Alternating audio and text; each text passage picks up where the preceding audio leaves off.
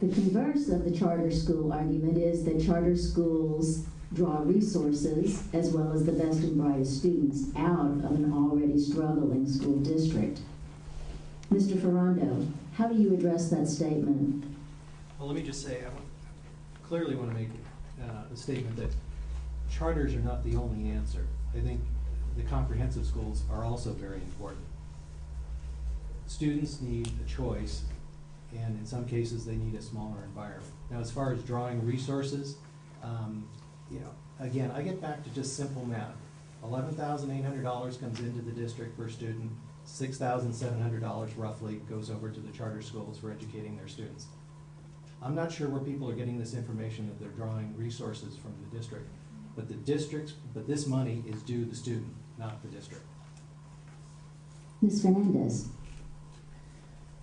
Well, resources are there to support students.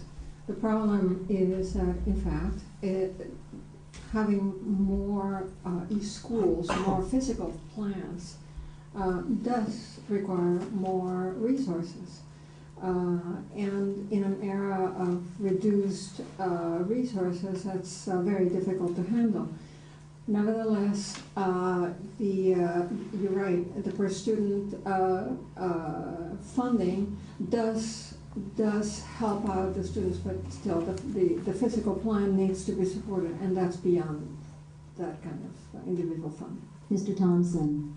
This is an almost impossible question to address in 1 minute, and yet I think it's really important to address. We need to give the community a sense that there's a fair playing field, and there are debates about that. You heard from Bob, who talked about the fact that students at Summit, for example, are funded at the revenue limit rate far below the basic aid rate in the district. We need to have an understanding of what that's like. Similarly, if you look at the statistics of students at Summit and Everest, socioeconomically and racially, they match the district. Also, recently, they've done measures of the API scores, so achievement scores where the average matches the district. We need to address these questions that come up about finance, and these are not special schools. Mr. Sarver. In a basic aid district, we don't have money coming in per student. The issue here is that these students cost the district more in outlay to support at charter school than it would cost to educate the same students within the existing high schools. The incremental cost of adding more teachers to handle 100 students per year is approximately half of the amount of outlay that goes to Summit or Everest for those students. And very few of these students would actually choose to go to this district if that choice wasn't there. Ms. Injasulian. I'm always concerned about scarcity thinking and zero-sum games where we think if we're taking from this group, we're giving to this, give and take, give and take. And it seems to me to be a big waste of time to worry about that, rather than reaching out and tapping into so many resources that we're already not taking advantage of. So I would really like to see us have much more open discussion of finances and put everything on the table and really get everyone involved in figuring out what it is we need and how do we get it. Ms. Corrali.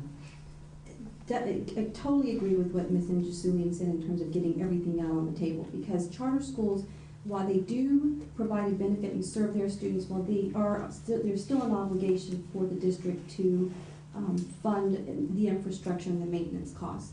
So, taking everything into consideration and putting everything on the table so that we can understand the financial situation is very important.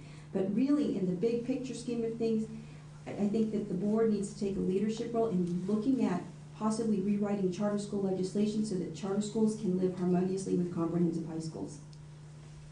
Ms. Green. I agree with everyone here on the board about the charter schools, but I also want to let everyone know that charter schools cannot exist without the district, and so we need to work together as a partnership, because the alternative goal, the ultimate goal is to educate the children with free and appropriate funding from our resources. So we need to share in our memo of understanding between the charters and the district, collaborate together in partnership, not to a point where we're saying fighting amongst each other.